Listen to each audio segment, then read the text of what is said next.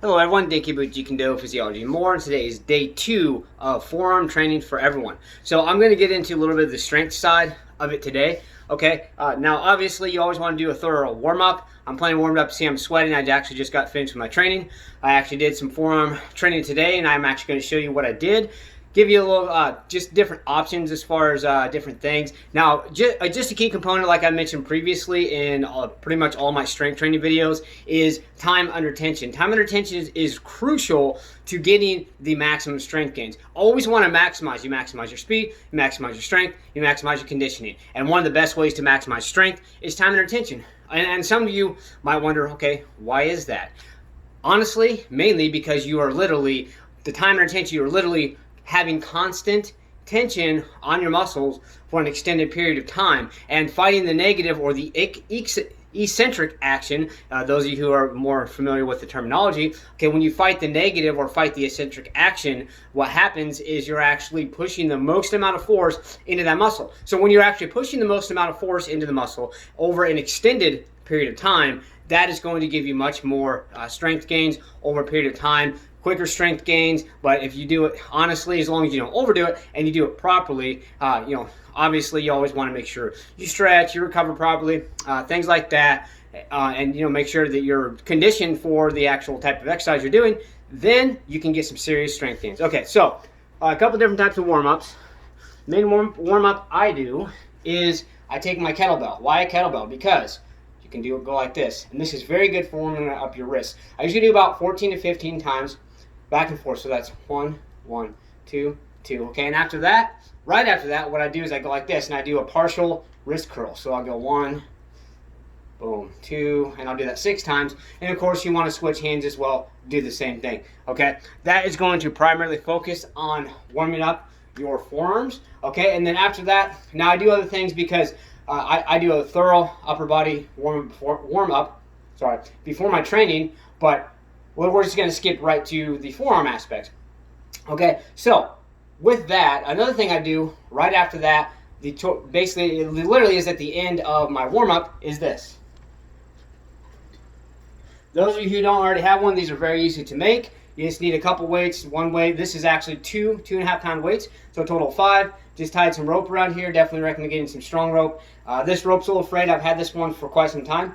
And then this is an old dumbbell bar. So honestly, you can use a stick. I've used a stick. If you want to maximize your strength gains and the blood flow in your forearms, get a thick piece of wood, as long as you can actually wrap your hand around it for the most part. Okay. So what you're gonna do is, with any type of forearm exercise, you always want to try to have your arms straight out, especially this exercise. Okay. So when you do, you want to curve as far as possible, okay, especially when you're warming up. Okay, and I usually go 17 up and 17 down. Since I've never done forearm training, I'm just going to simulate. Okay, and once you go all the way up, all right, go all the way down. You go kind of slow. Okay, there you go. And then shake your wrists out just a little bit. If you want to do the wrist shakers I showed yesterday, again, you start like this, elbows in, start like this, turn to the sides. And you can even do this throughout your forearm training. So if you feel your wrists are getting really tight and you want to really push yourself for that next set, then you can actually do these in between as well. Okay, so with that, give me 1 second to get in position and I will show you the strength training I did. Okay, this neat little device, a buddy of mine years ago actually found this on the curb and gave it to me. This is very good for reverse wrist curls, which I will actually show you in a moment. So your standard wrist curls, which is going to be like this, I'll grab the bar in a second, is going to maximize your flexors, and then when you do reverse wrist curls, it's going to maximize your extensors. As I explained yesterday, your flexors are called that because when you flex this way, you contract those. Extensors, when you flex this way, you extend those. So, okay.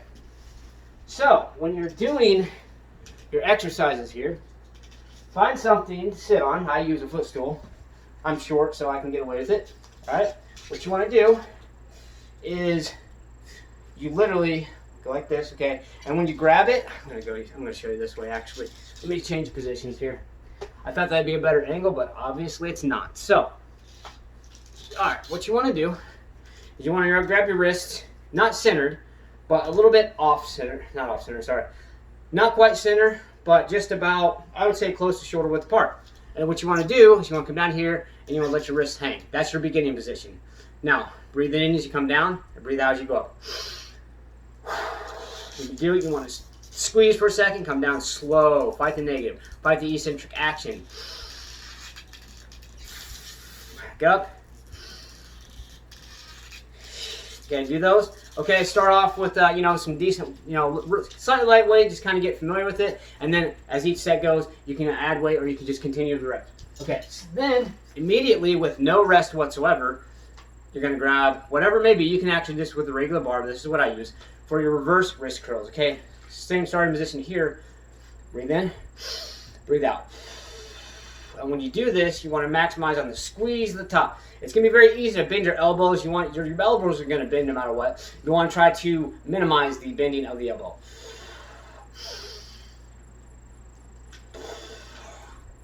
Okay, and then come down slow. Fight that eccentric or negative action. Okay, so I recommend doing one set of those. Take a minute rest.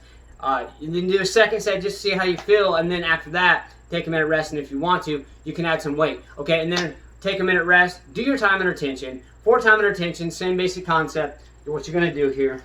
Okay, and tomorrow I'm actually going to discuss a little bit different way to do time under tension. Just kind of some key concepts. This video is a little bit longer than I want it to be already today. So time under tension. Here's your starting position. Go up.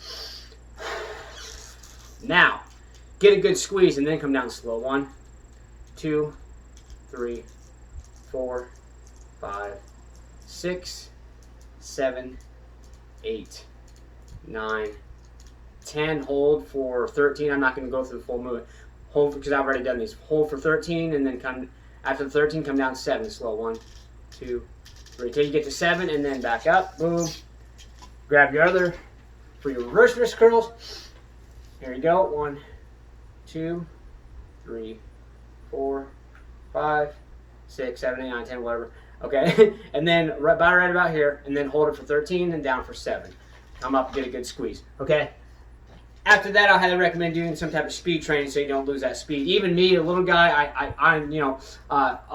basically the concept is a lot of bigger people need to focus more on speed. Smaller people focus more on strength and power. Yes, that is a very true concept. However, no matter what your size, your speed level, whatever it may be, you don't want to lose that speed, especially in martial arts, especially in self-defense. So let's get out there, stay motivated. Believe in yourself, believe you can do it, and believe that you deserve it. Let's get out there. Let's go.